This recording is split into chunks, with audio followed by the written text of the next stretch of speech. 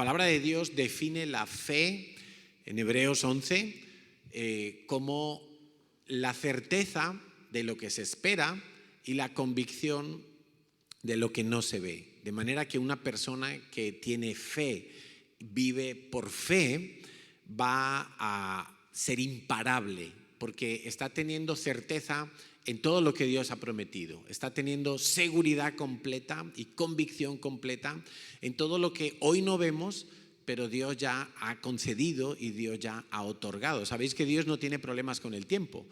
Para Dios la línea del tiempo no existe. Dios, cuando anuncia algo, es porque ya lo ha hecho. Para Él ya está terminado. Alan, insisto en que me oigo un poco enlatado. En la primera reunión yo no me escuchaba así. Y sin embargo nosotros tenemos fe, pero también tenemos que tener paciencia, también tenemos que tener, como dice la palabra de Dios, longanimidad, es decir, que nuestro ánimo no empiece a fluctuar, sino que se mantenga en una constante. Pues yo creo que Dios ha permitido en buena manera todo lo que está sucediendo para que aprendamos definitivamente a vivir por fe, a confiar en lo que Él ha prometido, a no escuchar tanto a nuestras emociones, a no escuchar tanto lo que el mundo dice, los medios de comunicación, la gente. Venía esta mañana a la iglesia y me crucé con un coche, iba un solo señor sentado al volante, iba con las ventanas abiertas y con la mascarilla puesta. Digo, pero por favor, ¿qué hace este hombre? O sea, está, me imagino que atemorizado. Y él solo en el coche, ventanillas bajadas y la mascarilla puesta.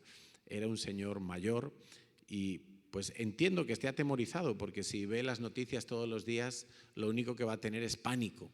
Y si no tiene la palabra de Dios para poder tener otra fuente de conocimiento, de sabiduría y de propósito, pues evidentemente estará bajo las garras del temor y vivirá atemorizado todos los días de su vida. Espero que no nos pase a nosotros, espero que nosotros no vivamos de esa manera, sino confiando por fe en el Señor. Hoy estamos aquí, los poquitos que pueden venir, por fe.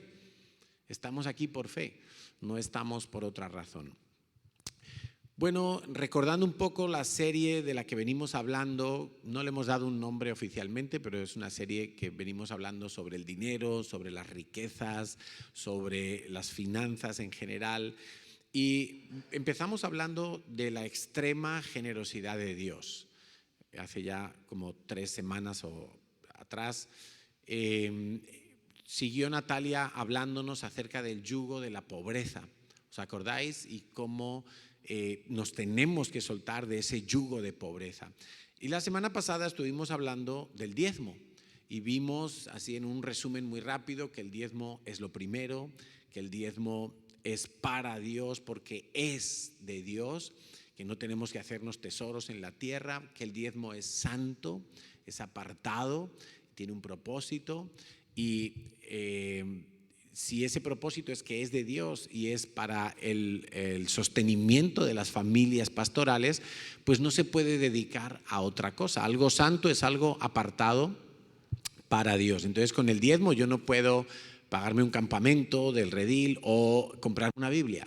Pareciera que son cosas espirituales y lo son, pero no es el objetivo, no es el propósito del diezmo.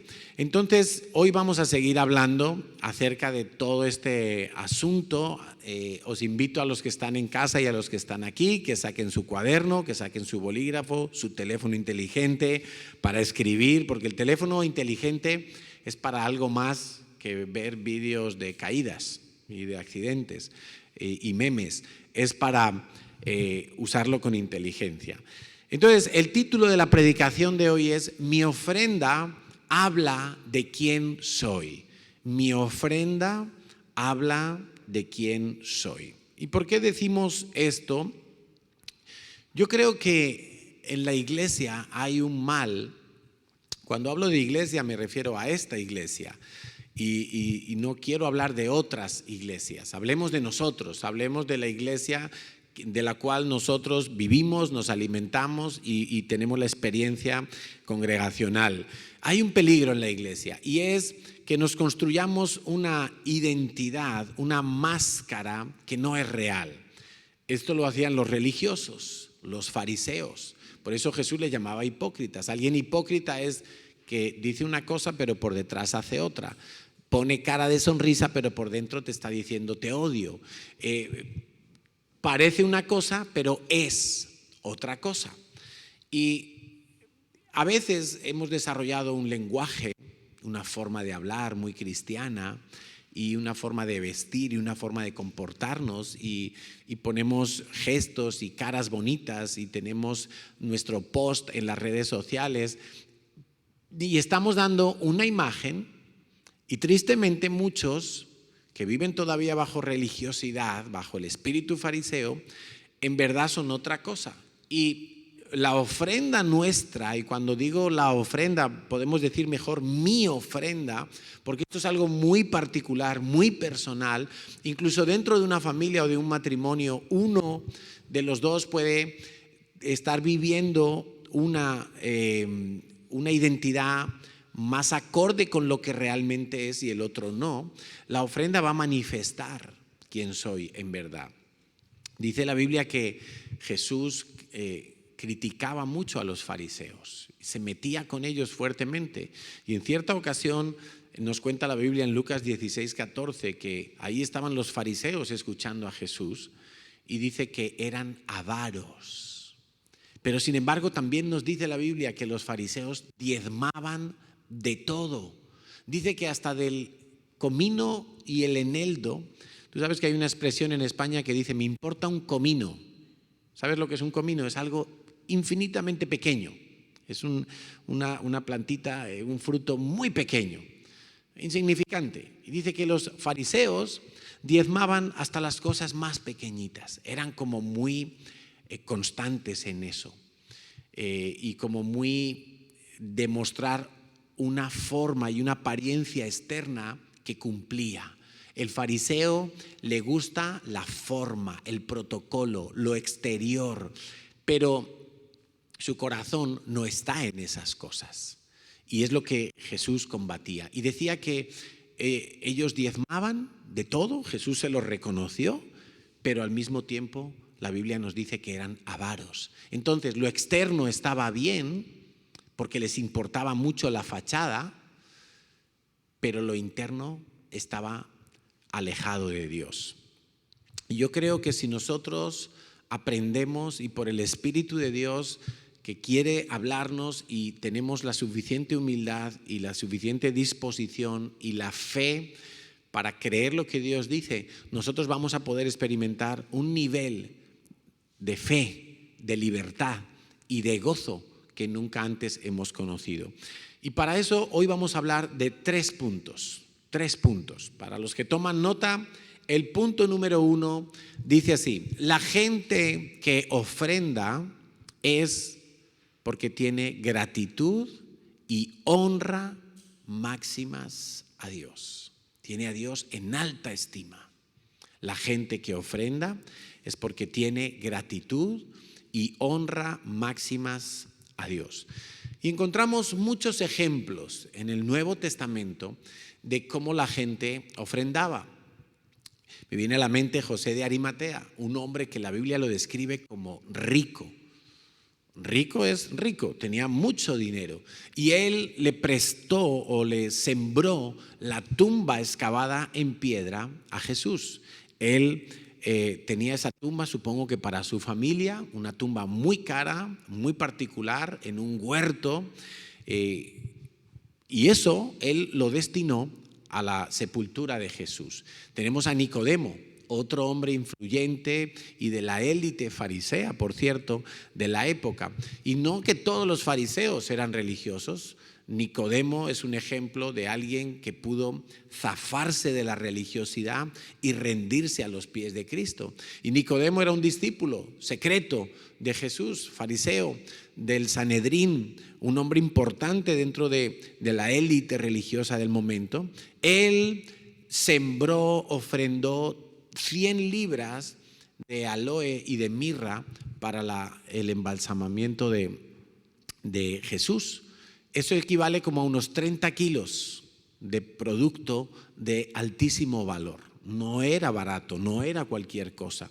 Vemos, sin embargo, otro caso muy especial, y es la viuda que estaba en el templo echando su ofrenda en el alfolí.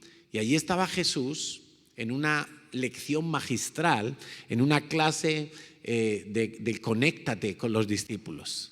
La clase de las finanzas, del conéctate. Allí estaba Jesús sentado en el templo con los discípulos, sus discípulos, y estaban mirando.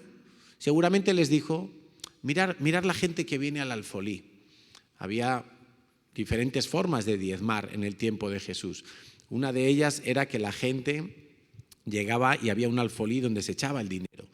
Y allí estaba Jesús, por allí cerca, discretamente, y le dijo a sus discípulos, vamos a observar cómo viene la gente a echar su ofrenda al alfolí. A ver con qué cara vienen, a ver con qué actitud, a ver cómo lo hacen. Y llegó una viuda, suponemos que era una señora más bien mayorcita y con pocos recursos económicos. Ser viuda en aquel tiempo podía llegar a ser un sinónimo de pobreza extrema, sobre todo si no tenía hijos, sobre todo si el pueblo de Israel no hacía lo que Dios le había ordenado al pueblo de Israel, que entre otras cosas era sostener a las viudas.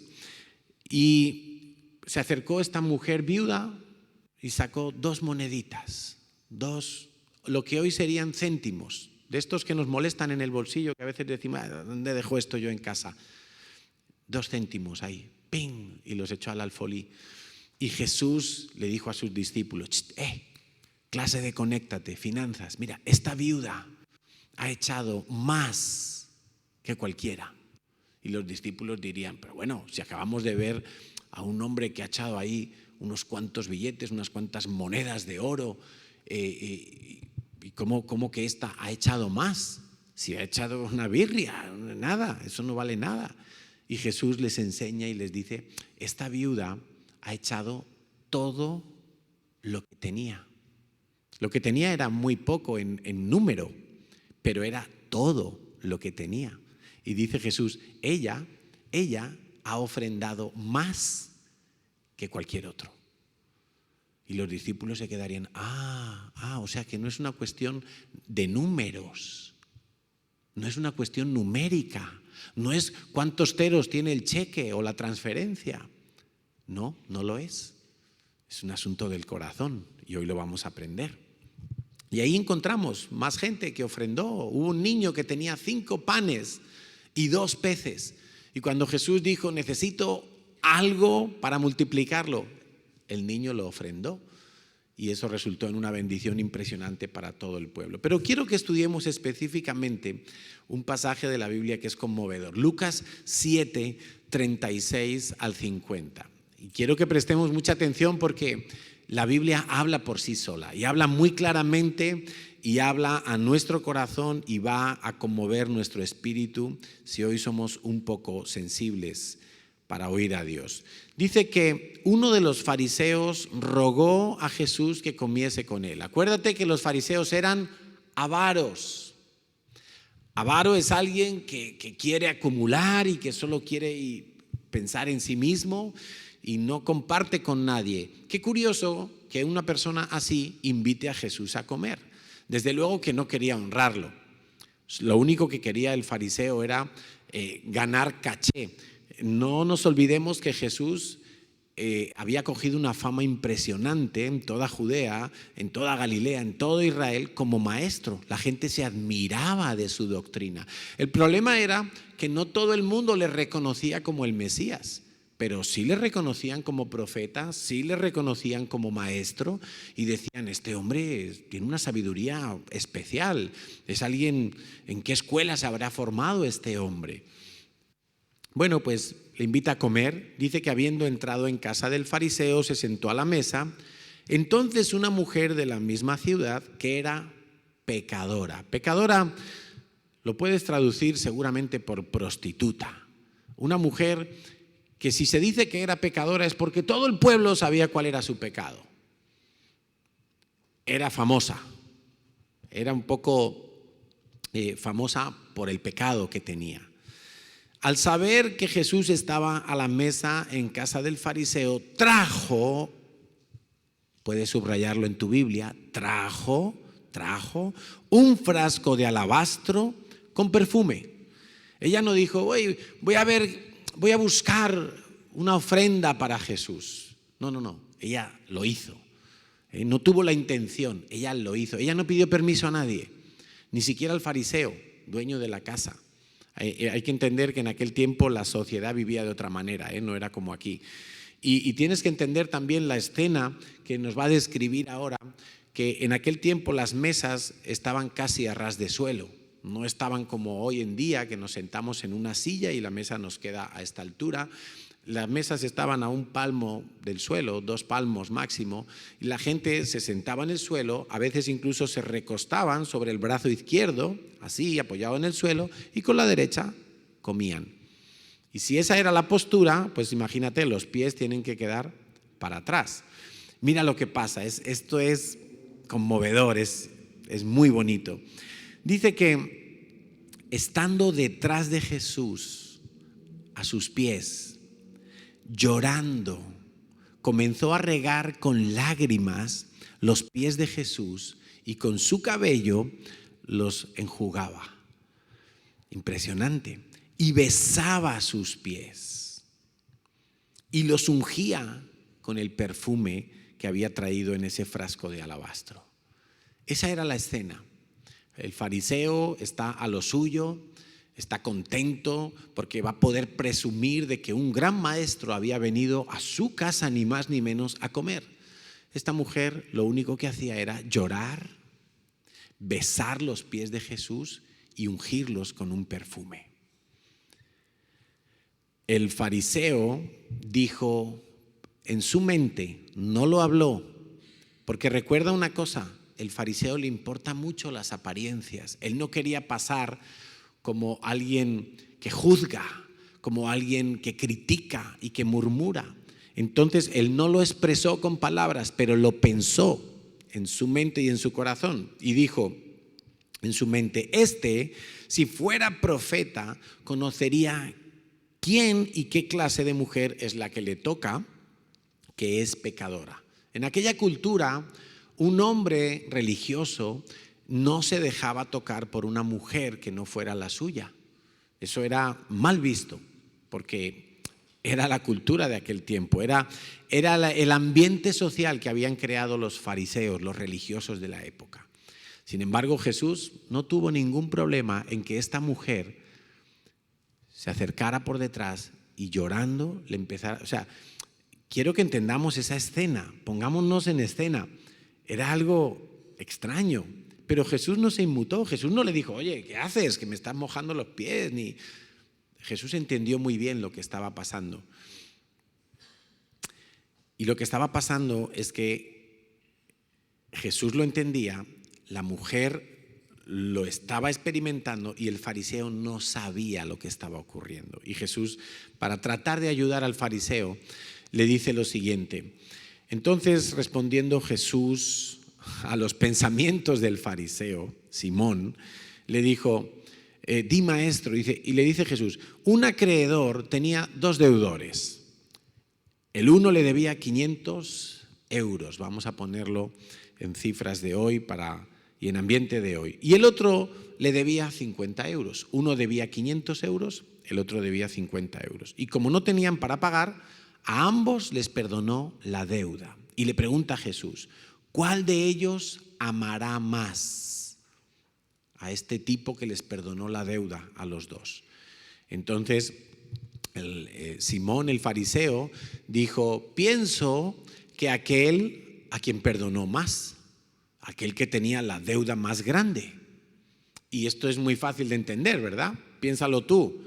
Si tú le debes 500 euros a una persona y el que está a tu lado le debe 50 euros a esa misma persona y llega esa persona y os dice, vale, ya sé que no tenéis para pagarme, os perdono la deuda. ¿Quién estará más contento? ¿Quién estará más agradecido?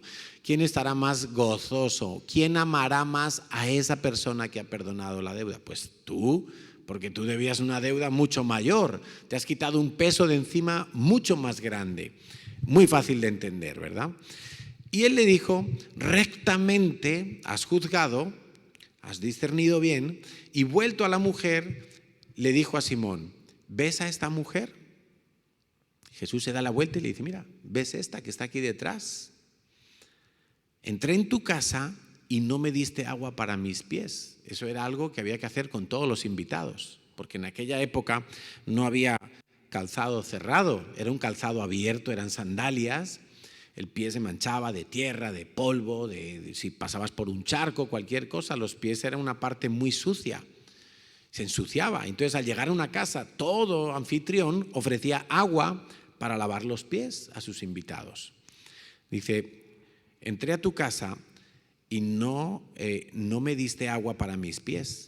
Esta con sus lágrimas me ha lavado los pies. Dice, y los ha enjugado con sus cabellos. No me diste un beso. Un beso representaba amistad, fraternidad, honra. Te quiero, te aprecio. No me diste un beso. Mas esta, desde que entré, no ha cesado de besar mis pies, la parte más sucia del cuerpo. 46. No ungiste mi cabeza con aceite, como una señal de honra a los maestros y a los profetas. Mas esta ha ungido con perfume mis pies. Por lo cual, y aquí viene algo muy interesante que tenemos que entender bien. Dice, por lo cual te digo que sus muchos pecados le son perdonados porque amó mucho. No es que los pecados le son perdonados porque esta mujer estaba limpiando los pies de Jesús. Es todo lo contrario. Esta mujer estaba limpiando los pies de Jesús porque sabía que Jesús ya la había perdonado. No era la primera vez que esta mujer había tenido un encuentro con Jesús. Yo personalmente creo que esta mujer puede ser aquella que habían sorprendido en pleno adulterio y todo el pueblo la quería apedrear conforme decía la ley de Moisés. Y en aquella ocasión sabéis que Jesús se acercó y les dijo a los que iban a apedrearla, el que esté libre de pecado, que lance la primera piedra. Y todos se fueron calladitos, porque una cosa es lo que somos por fuera y aparentamos no tener pecado, y otra cosa es por dentro y cada uno sabe lo que tiene. Y todos se fueron y Jesús le dijo a la mujer, ¿dónde están los que te acusaban? Le dijo, no, se han marchado. Y le dijo, yo tampoco te acuso. Yo tampoco te condeno, vete y no peques más. Yo personalmente creo que es la misma mujer, no lo puedo confirmar 100%, pero no me extrañaría. Y en cualquier caso, esta mujer no era la primera vez que veía a Jesús. Ella ya había sido perdonada por Jesús y por eso estaba allí derramando lágrimas, ungiéndole con el perfume que tenía, que seguramente sería lo de más valor que ella tenía. Y estaba besándole los pies.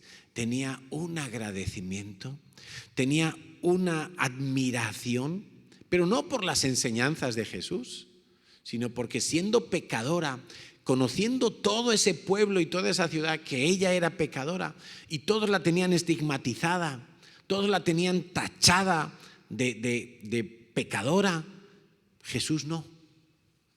Jesús ya la había perdonado. Y dice, te digo que sus muchos pecados le son perdonados porque amó mucho. Es decir, como está demostrando un amor tan grande, ¿sabes por qué es? Porque ella sabe que sus pecados han sido perdonados.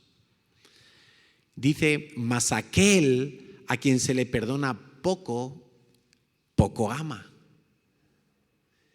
Y aquí viene algo súper importante y es algo muy personal para nosotros. ¿Cómo yo sé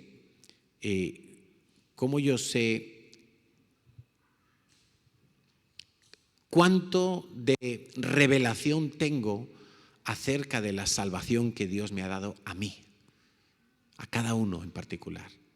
Si yo soy de los que piensa que mi pecado es poca cosa, entonces tendré poca gratitud a Dios, amaré poco a Dios.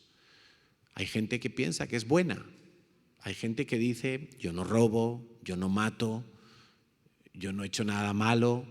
Están mintiendo, por supuesto, pero lo que ellos están queriendo decir es, mi pecado no es tan grave.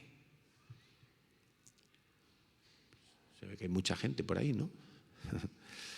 Entonces, lo interesante aquí es que esta mujer sabía que tenía una deuda tan grande y que había sido perdonada, que lo único que salía de su corazón era gratitud. Ella lo que estaba haciendo era adorar a Jesús en ese momento. Le estaba adorando con sus lágrimas, le estaba adorando con su ofrenda, le estaba adorando ungiéndole con el perfume, y lo que estaba era inmensamente agradecida porque esa deuda que no podía pagar había sido eliminada por Jesús. Entonces, la gratitud tiene que ver con el nivel de revelación que yo tengo acerca de la salvación. Eso me va a llevar a ser agradecido y a honrar el nombre de Dios, y no importa que los demás lo entiendan o no. ¿Qué hizo el rey David cuando se puso a alabar a Dios? Y se desnudó y quedó allí en paños menores, y su mujer se burló de él. Y él decía, a mí no me importa lo que piense la gente, si es que yo no era nadie y Dios me ha escogido para ser rey de Israel. Si yo era un desconocido, era el último de mis hermanos, que ni siquiera mi padre me consideró como un candidato cuando vino el profeta a escoger un hijo de la familia para que reinara sobre Israel. Y el padre dijo, tengo otro hijo por allá, pero ese es pastorcillo de ovejas, está en el campo ahí, estará perdiendo el tiempo. Y como dice David, me sacó del anonimato, me sacó de la nada. Y por eso David no le importaba hacer el payaso a los ojos de la gente para alabar y adorar a Dios. No le importaba. ¿Qué nivel de revelación tienes tú acerca de la salvación que has recibido? Quiero que entiendas que si tú no asumes que tu deuda era impagable, es que a lo mejor ni siquiera eres salvo.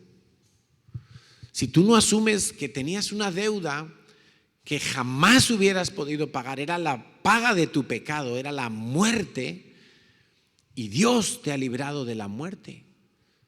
La única manera de ser agradecidos es entender la salvación tan grande que hemos recibido.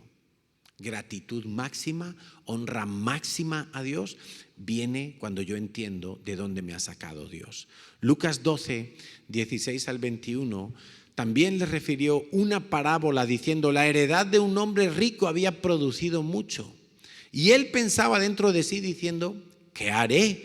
Porque no tengo dónde guardar tantos frutos, tantos beneficios, tantos intereses, tanto negocio que estoy produciendo.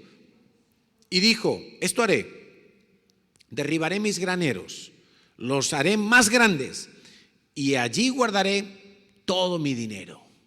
Allí guardaré todo mi fruto, todo mi bien. Y diré a mi alma, escucha, porque a veces nosotros no vamos vociferando las cosas, pero nos las hablamos internamente a nosotros mismos. Diré a mi alma, alma, muchos bienes tienes guardados para muchos años. Repósate. Como diciendo, ya está todo hecho.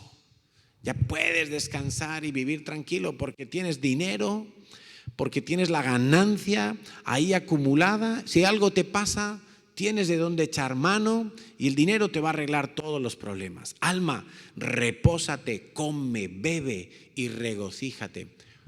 Por cierto, como si eso no fuera un don de Dios, que os acordáis que la semana pasada o la anterior estábamos hablando y viendo cómo es un don de Dios poder disfrutar de lo que tenemos. Pero Dios le dijo, versículo 20, necio, esta noche vienen a pedirte tu alma y todo lo que has provisto, ¿de quién será?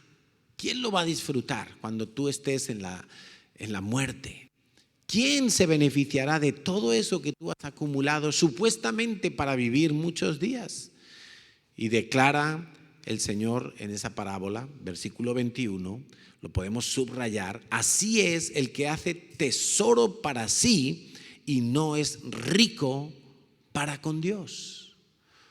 Porque de eso se trata, de no tener tesoros, como veíamos hace una semana, aquí en la tierra, sino ser rico y hacer tesoros para con Dios. Entonces tu ofrenda es un termómetro de tu gratitud. Tu ofrenda es un termómetro que te está diciendo si tú ya te has olvidado de dónde te sacó Dios, de quién eras antes de que Dios te encontrara a ti, que ni siquiera tú encontraste a Dios. Ni siquiera hay una pizca de mérito. Hay gente que dice, sí, es que yo escuché la palabra, es que yo recibí a Cristo. No, la carga de tu salvación no cae sobre ti, cae toda sobre Dios. Él te buscó, Él te amó, Él te encontró, Él puso la gente que te predicó, Él te abrió los ojos para que vieras tu pecado, tu condenación, y Él te puso en bandeja la solución. Tú solamente tuviste que decir, ¿qué más puedo hacer? Gracias, Señor, por salvarme. Acepto. Pero es que Dios lo hizo todo. Nunca te olvides de dónde te ha sacado Dios. Si alguna vez en tu caminar cristiano experimentas que te enfrías, que tienes pocas ganas de Dios, quiero decirte que un buen remedio es hacer una ofrenda a Dios. Eso te va a ayudar a recordar de dónde saliste, de dónde te rescató Dios. Tú eras un esclavo del pecado. Tú y yo éramos absolutamente escoria. A los ojos de Dios no valíamos nada. Estábamos condenados a morir. Estábamos destinados al lago de fuego y azufre. Y Dios ha tenido la infinita misericordia, bondad y generosidad de manifestarse a tu vida, de mostrarse a ti para que tú pudieras estar junto a Él. Punto número 2. ¿Cuánto debo ofrendar? Esta es la pregunta del millón. No es si tengo que ofrendar, sino cuánto tengo que ofrendar. Y ya vimos la semana pasada que el diezmo, pues es muy sencillo. El diezmo es el 10%. No hay ninguna complicación en eso. Es muy fácil calcular el diezmo y darlo. Acuérdate una cosa, Dios es un Dios que hace las cosas sencillas. La religión vuelve las cosas de Dios muy complicadas. Entonces la religión te dice, sí, Cristo murió por los pecados, pero tú tienes que hacer algo más para no perder la salvación. Mentira, la salvación es fácil. El yugo de Jesús es fácil. Ligera su carga. Si la vida cristiana se nos está haciendo difícil, es porque estamos bajo un yugo de religiosidad.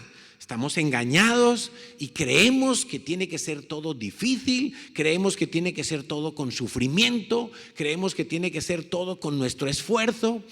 No, Señor. ¿Que podremos sufrir? Sí, claro. ¿Que en ocasiones nos vamos a tener que esforzar? Por supuesto, en la gracia. ¿Qué es esforzarse en la gracia? Que la puerta que Dios te abre, pasa por ella. Aunque haya 100 Goliats ahí delante. Si Dios te dice, pasa por ella, tú te esfuerzas, porque ya Dios se ha encargado de esos Goliats. Pero todo lo que Dios ha establecido es sencillo. Sencillo, sencillo. La religión lo complica todo. O no lo vemos nosotros, como la gente dice, ay no, tengo que ir a tal santuario y caminar de rodillas y hasta que me salga sangre, y otros se dan pero por favor, si es que Dios ha hecho todo lo difícil y lo imposible, a ti solo te queda creer, confiar y caminar en sus promesas. Entonces, el diezmo es muy sencillo. pero para calcular lo que cada uno de nosotros tiene que ofrendar, yo te voy a hablar a su vez de otros 3 puntos que están dentro de este segundo punto. El 2.1, y quiero que consideres estas cosas para tú llegar a la conclusión de cuánto debes ofrendar. El 2.1 sería que voy a tener que batallar contra el egoísmo. El egoísmo es un espíritu, el egoísmo es pecado. El egoísmo aparecerá en mi vida antes de yo dar mi ofrenda, no después, va a aparecer antes. ¿Y qué es el egoísmo? Te lo voy a describir muy fácilmente. Egoísmo es tener una medida para mí y una medida diferente, más pequeñita, para el resto, incluido Dios. Una medida para mí de este tamaño y una medida para los demás más pequeñita. Eso es egoísmo. Por ejemplo, yo espero que en el día de mi cumpleaños me den un buen regalo. Y tengo una medida para mí de este tamaño. Pero cuando me toca a mí regalar a otros, mi medida se acorta y yo doy un regalo cualquiera. Espero que me respeten y tengo una medida para el respeto que me tiene que tener la gente y para la honra que me tiene que tener la gente. Pero cuando yo tengo que respetar a otros, mi medida se mengua y se acorta. Eso es egoísmo. Cuando estoy enfermo, tengo una medida y espero en esa medida que la gente me llame, se preocupen por mí, me consideren, me visiten, porque esa es la medida para cuando yo estoy enfermo. Pero cuando es otro o otra la que está enferma, mi medida se acorta y yo no llamo, yo no escribo, yo no visito. Tengo una medida para mí, tengo una medida más pequeña para otros. Me parece, conforme a la medida que tengo, que los fallos, errores y pecados de mis hijos no son graves. Pero la medida que tengo para los hijos de otros se mengua y entonces cualquier cosita es muy grave de lo que hacen los hijos de los demás. Los míos no. Los míos pueden tener un berrinche y mi medida dice, tiene un mal día. Cuando veo un berrinche, una mala actitud en los hijos de otro, digo, qué niños tan mal educados, sus padres no los corrigen. Y enseguida la medida se acortó, se puso más exigente para los demás. ¿Estamos entendiendo lo que es egoísmo? Cuando yo voy a ofrendar, voy a tener que trabajar la medida con la que yo estoy dando, en este caso a Dios, la medida con la que estoy dando a Dios. No vaya a ser que me pase como a ese hombre que construía sus graneros y no era rico para con Dios. El 2.2 que voy a tener que considerar para ver cuánto ofrendo es que voy a tener que batallar contra un espíritu de tristeza.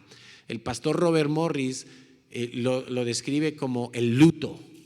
El luto aparece después de que has dado tu ofrenda, después de que has soltado tu dinero. Entonces viene ese espíritu del luto y quiere agarrar tu corazón. Has dado mucho, has dado demasiado, otros no dan tanto. Es que siempre eres tú el que tiene que dar. Y te quiere acongojar el corazón y te quiere producir tristeza y luto.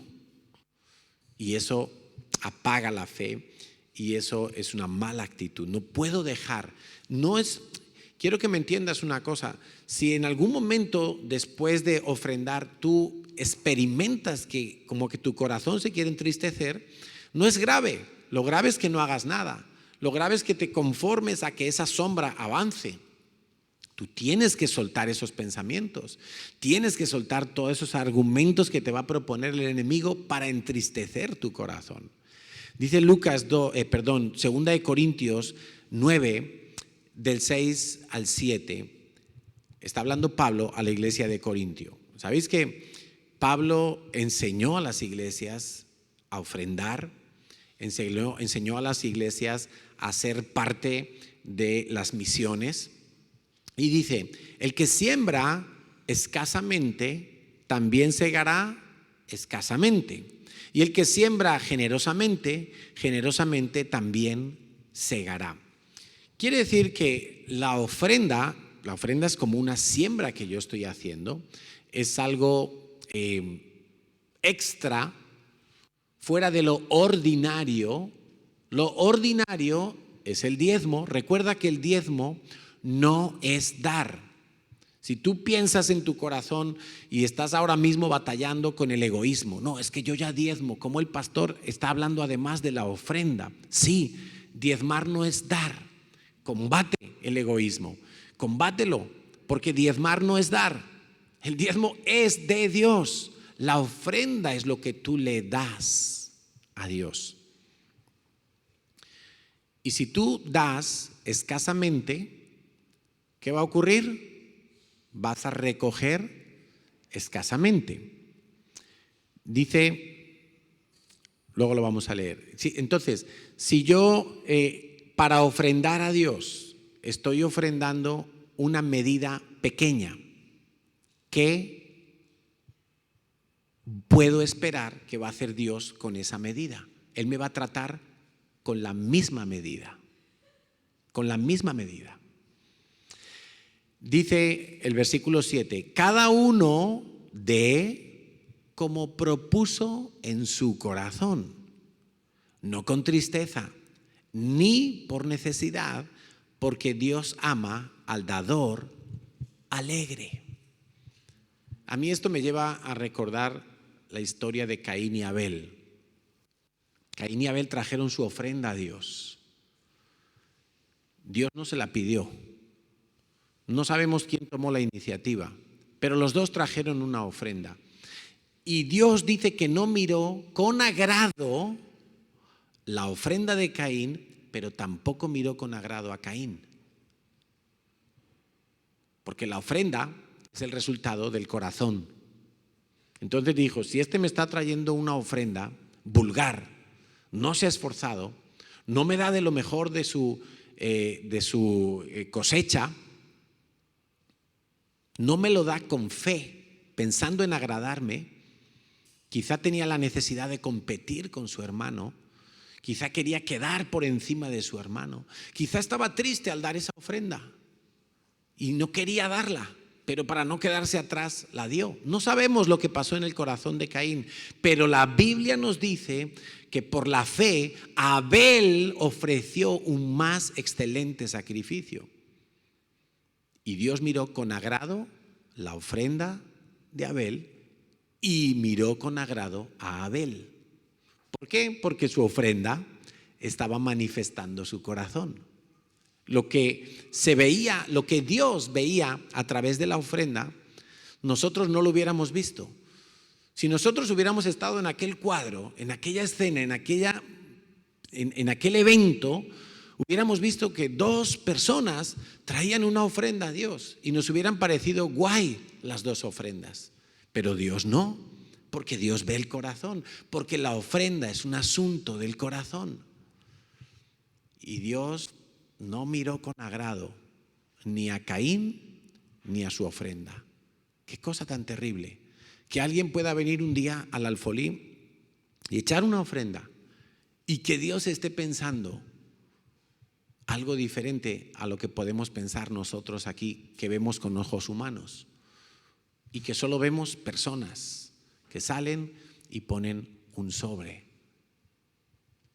Y Dios lo que está viendo es el corazón. Escucha, Dios no ve los números, Dios ve el corazón. Dios ama al dador alegre, al que no tiene luto al dar, al que da con alegría, al que da voluntariamente. Punto 2.3, el tercer punto dentro de este segundo bloque. Mi ofrenda está formando y revelando, o sea, dejando ver mi gratitud, lealtad y amor. Mi ofrenda habla de quién soy, porque está mostrando mi gratitud, lealtad y amor. Amar es dar. Juan 3:16, de tal manera amó Dios al mundo que dio. Amar es dar.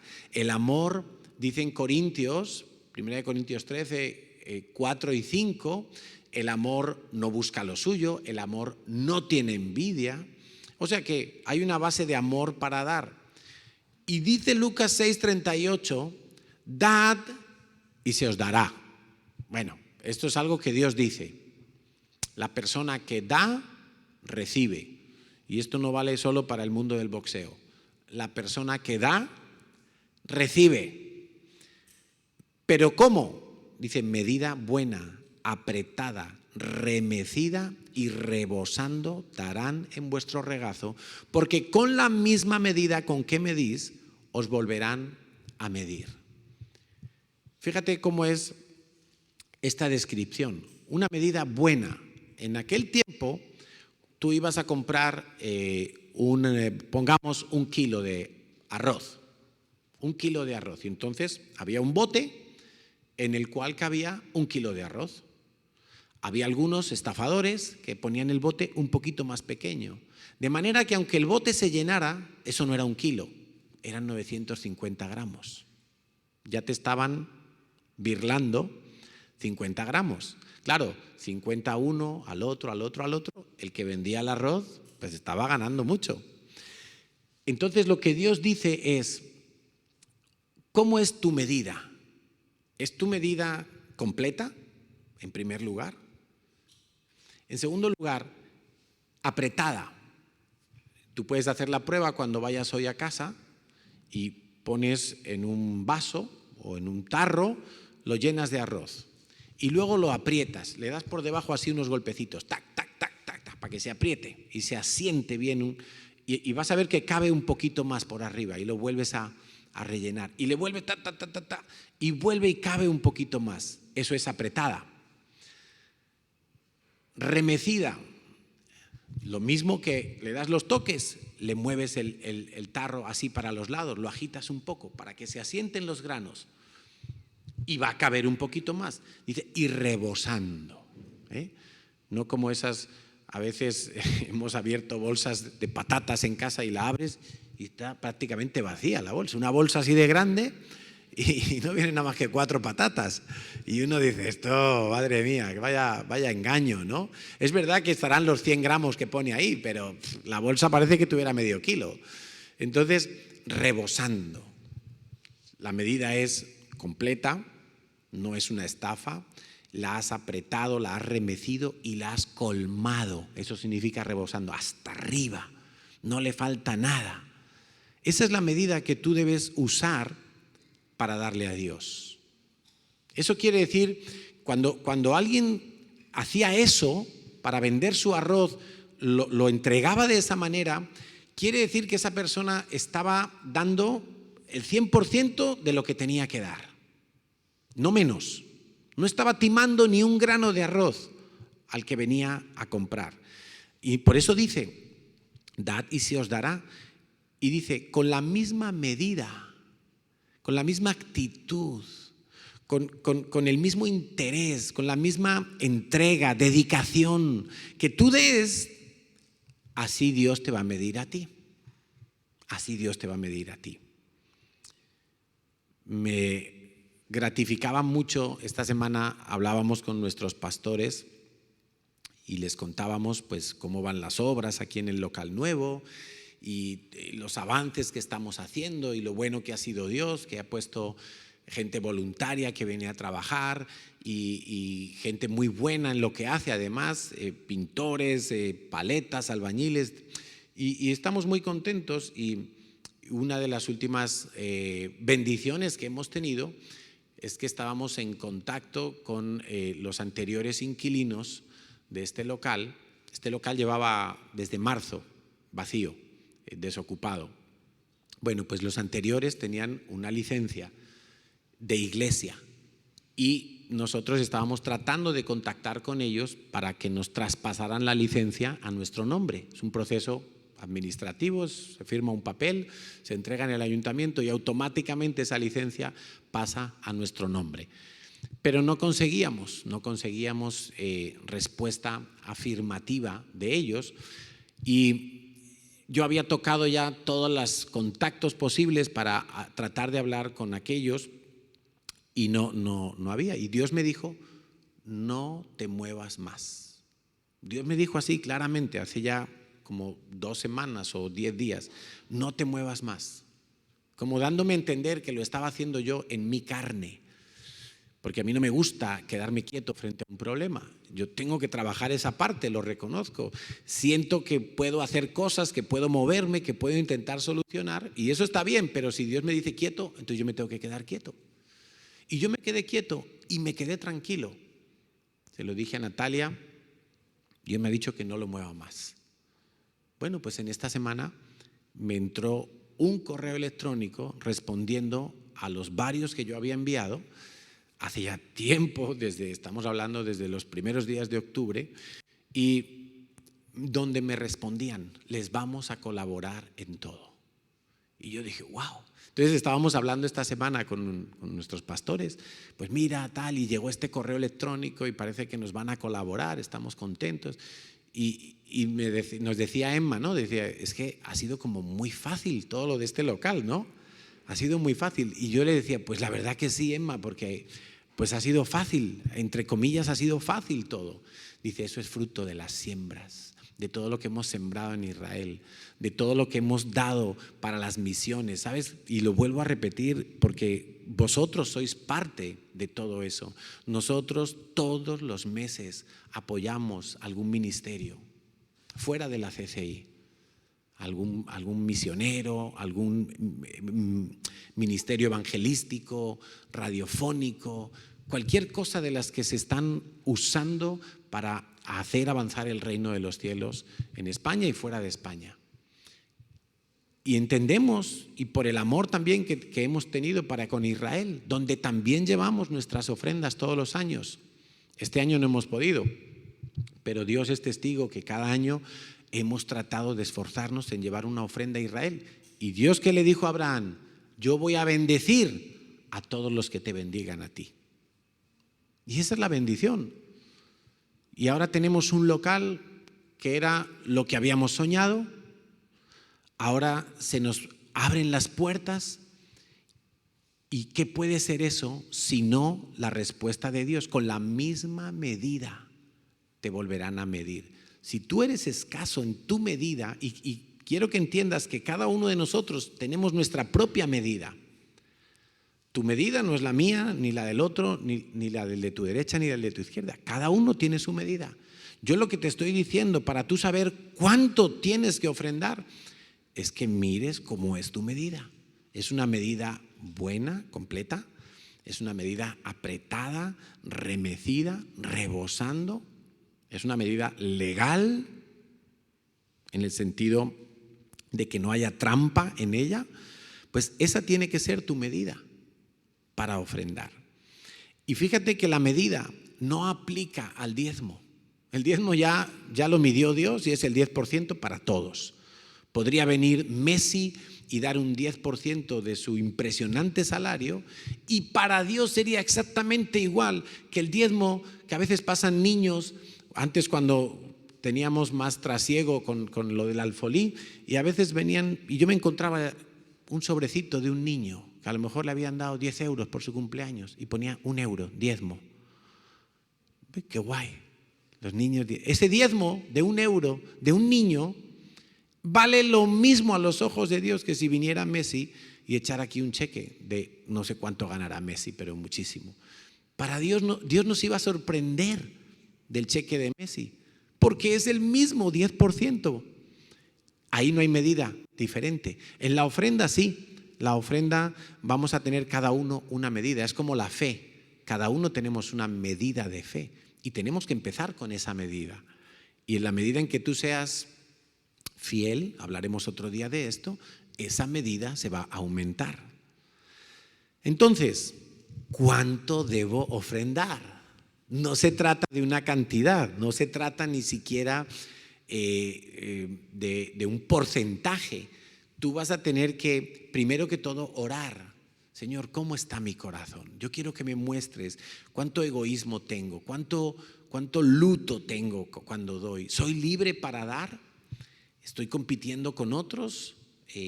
¿Cómo estoy yo? Lo siguiente que te diría es que te propongas, porque así dice la Biblia, cada uno dé como propuso. Entonces propóntelo. En tu presupuesto mensual o semanal, tú tienes que poner un apartado para las ofrendas. Igual que tienes un apartado para pagar la luz, para pagar el teléfono, para pagar el alquiler, para la tarjeta de transporte, para la gasolina, para la ropa, para el diezmo, pon un apartado en tu presupuesto para ofrendas. Sé intencional, propone en tu corazón, pero ve y hazlo. ¿Y por dónde empiezo? Pastor, ¿cómo? Bueno, ora, sé sensible a lo que el Espíritu de Dios te diga y pon una cantidad allí, o quizá un porcentaje de tus ingresos. Y a partir de ahí, con regularidad, manténlo y vas a ver lo que va a ocurrir. Porque con esa medida, y Dios va a comparar esa medida con la que tú uses para ti mismo, y conforme a eso Dios te va a bendecir. Estarás haciendo algo que agrade a Dios o no, depende de cuál sea esa medida. Tercer y último punto del día de hoy. La gente que ofrenda con constancia es porque ama la iglesia. La gente que ofrenda con constancia es porque ama la iglesia. Y hay una historia también en la palabra de Dios, hay varias, ¿verdad? Encontramos mucha gente dando ofrendas especiales. Cuando se estaba construyendo el tabernáculo del desierto, encontramos que Moisés lanzó la petición al pueblo, porque Dios se lo dijo, de pedir una ofrenda especial. Y en Éxodo capítulo 35 y 36 tú ves cómo se movilizó y cómo se estimuló el corazón del pueblo de una manera asombrosa, diría yo. Dice, por ejemplo, en Éxodo 35:5, que pues ahí está el mandato, ¿no? Tomad de entre vosotros ofrenda para Yahweh, todo generoso de corazón la traerá, oro, plata, bronce a Yahweh. El versículo 21 y 22 dice, y vino todo varón a quien su corazón estimuló y todo aquel a quien su espíritu le dio voluntad. Por eso tú tienes que orar y estar oyendo a Dios, al Espíritu Santo, para saber cuánto tienes que ofrendar. Dice, a quien su espíritu le dio voluntad, con ofrenda a Yahweh para la obra del tabernáculo de reunión y para toda su obra y para las sagradas vestiduras. Vinieron así hombres como mujeres, todos los voluntarios, lo recalca varias veces, voluntarios de corazón, y trajeron cadenas, zarcillos, anillos, brazaletes, toda clase de joyas de oro, y todos presentaban ofrenda de oro a Yahweh. Y dice el 36, en el capítulo 36, versículo 5, algo que yo no me he visto en esta situación nunca y no sé si algún día me veré, pero es algo llamativo. Hablaron a Moisés diciendo, el pueblo trae mucho más de lo que se necesita para la obra que Yahweh ha mandado que se haga. ¿Y sabes qué tuvo que decir Moisés? Paren de dar. Tenemos oro y plata para hacer 4 tabernáculos ya. No traigan más. Y así se le impidió al pueblo seguir ofrendando. Es algo muy llamativo.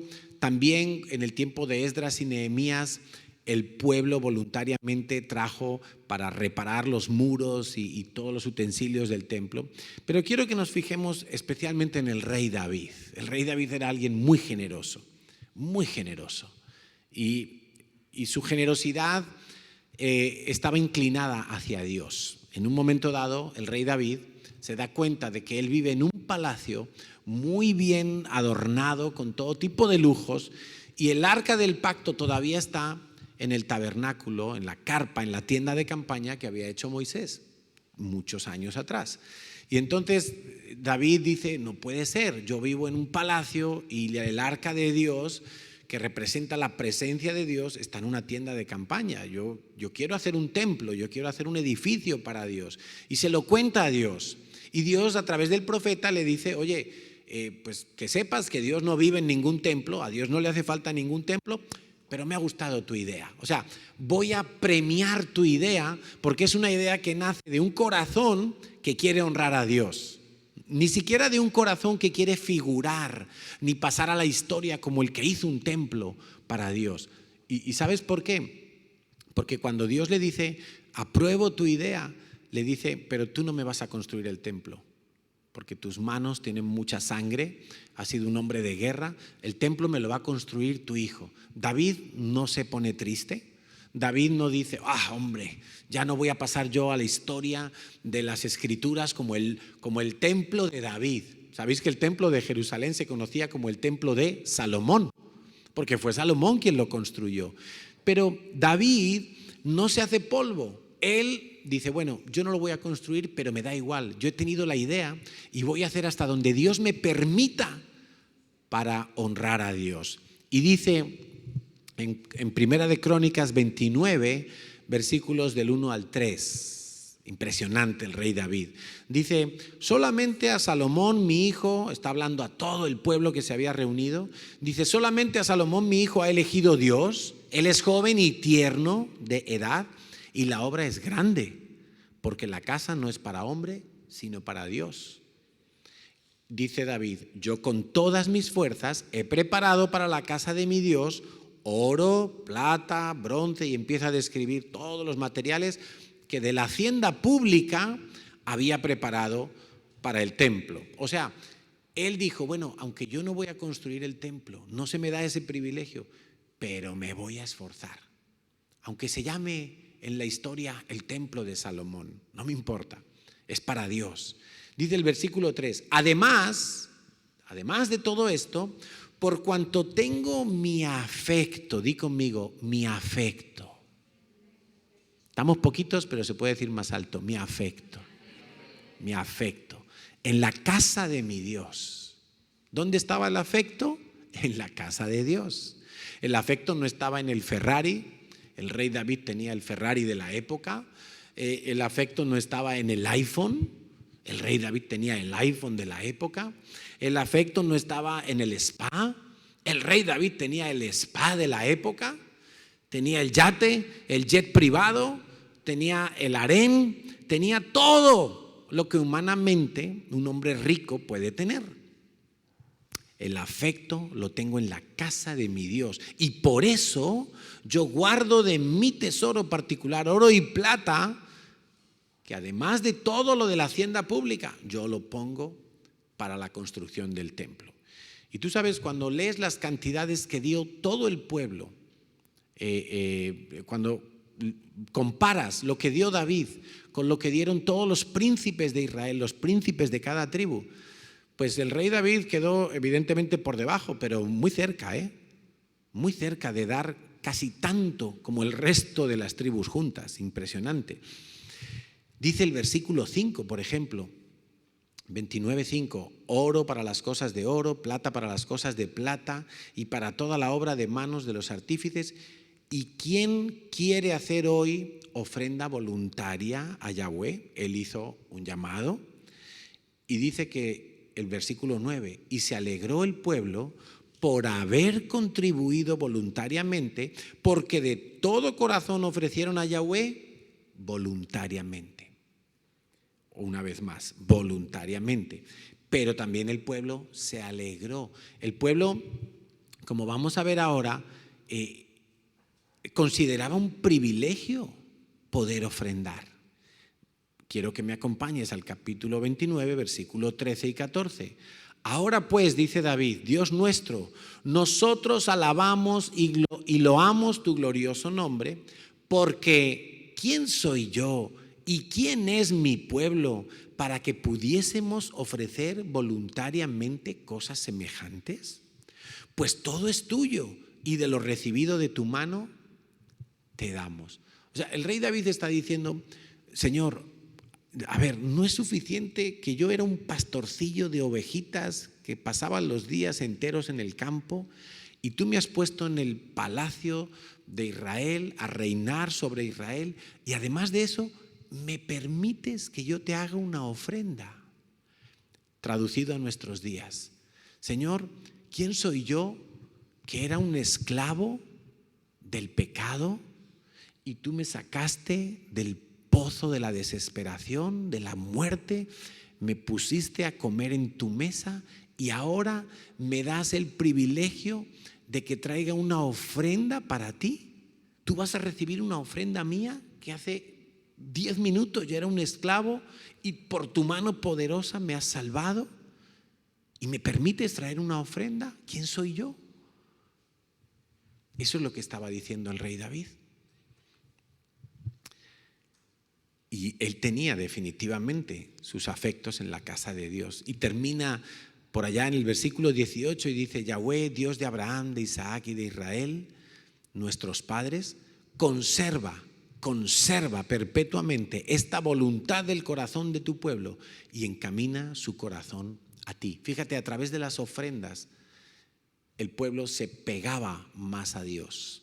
Y lo que David está orando es: Señor, que esta voluntad de ofrendarte y de encaminarnos a ti nunca se pierda. Que siempre podamos estar inclinados a ti.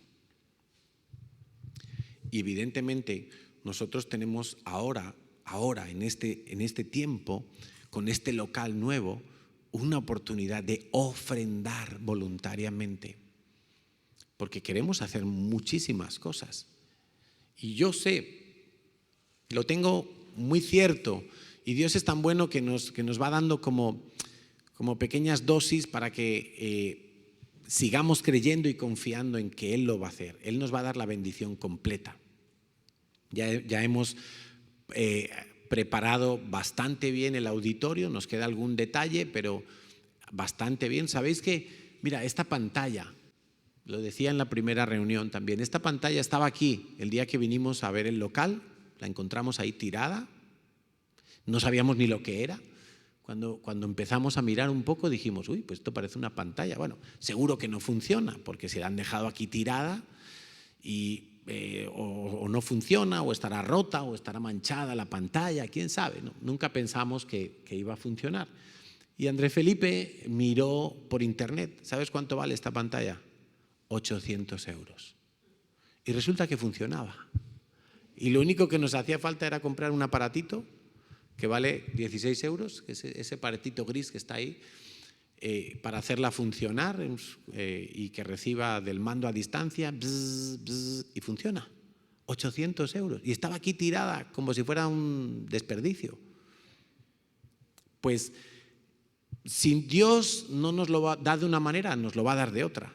Pero yo sé que Dios nos va a dar todo lo que necesitemos para poner este lugar bonito, para que cuando la gente venga aquí pueda libremente alabar a Dios, conectarse con Dios, recibir sanidad, recibir salvación, liberación, aprender de la palabra de Dios, que nuestros niños crezcan en la casa de Dios. Yo sé que Dios nos va a dar todo.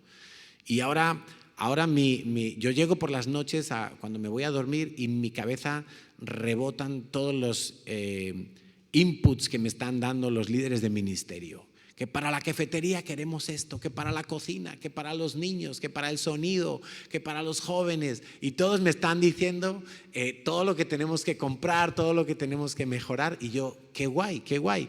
No le quiero decir a ninguno que no. A lo mejor a alguno le digo: vamos a esperar hasta que Dios nos diga cómo y dónde está la provisión y todo. Pero yo sé que Dios lo va a dar.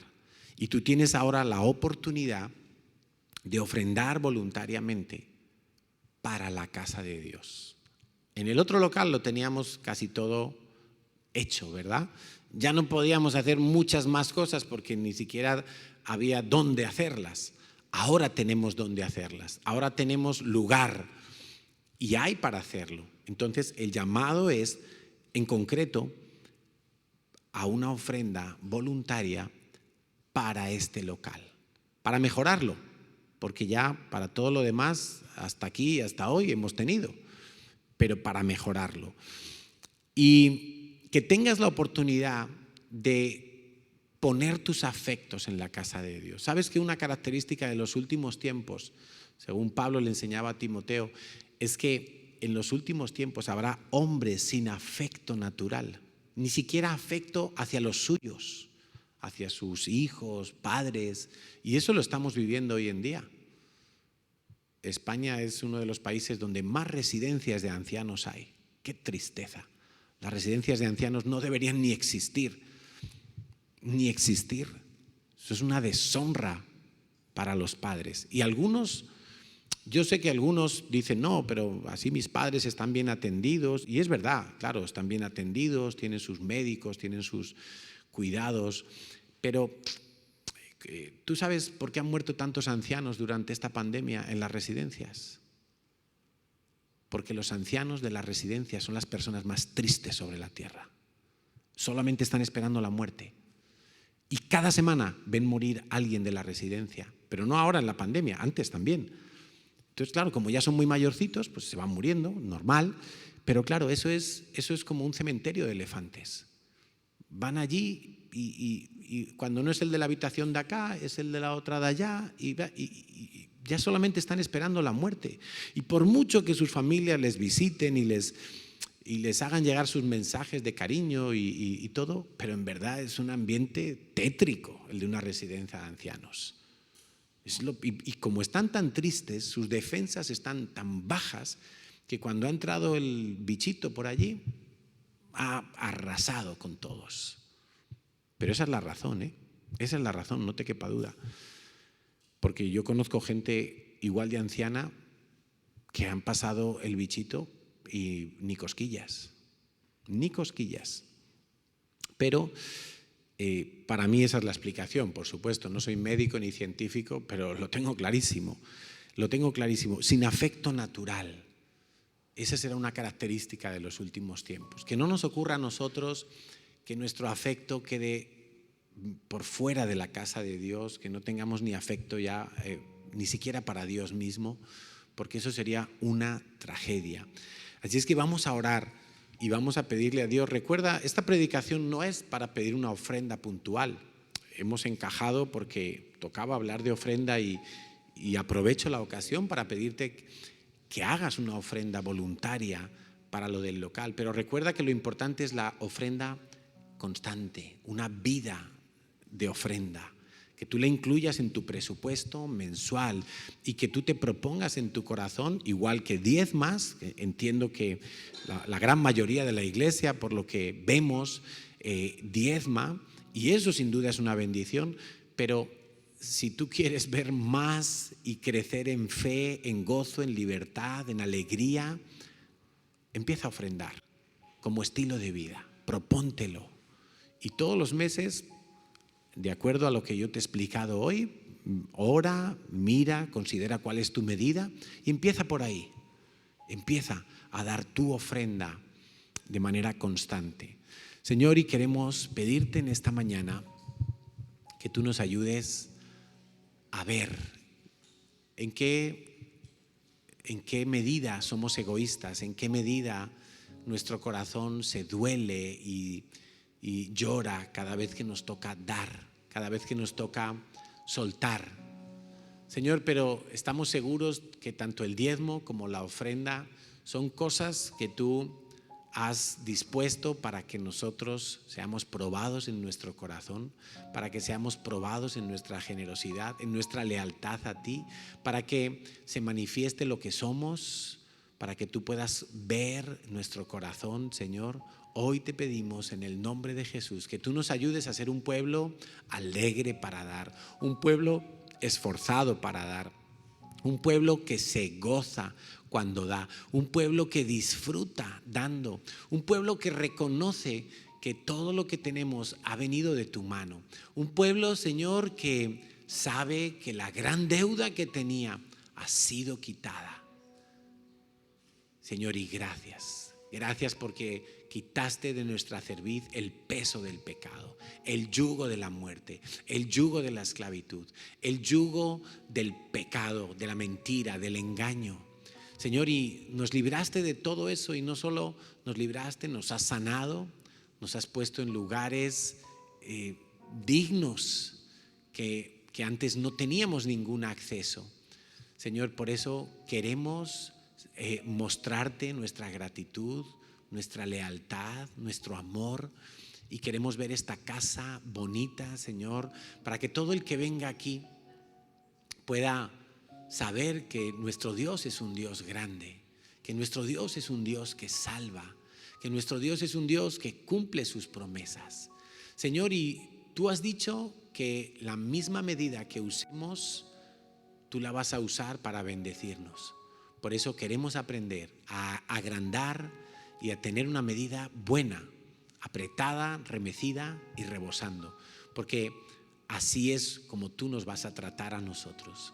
Señor, gracias, sabemos y estamos confiados en que tú nos vas a dar todo lo que necesitamos y que un día, Señor, veremos este lugar no solamente lleno de tu gloria, sino lleno de almas sedientas y hambrientas por ti y por tu palabra. Señor, y por eso te damos a ti la gloria y vamos a esperar lo mejor siempre de ti.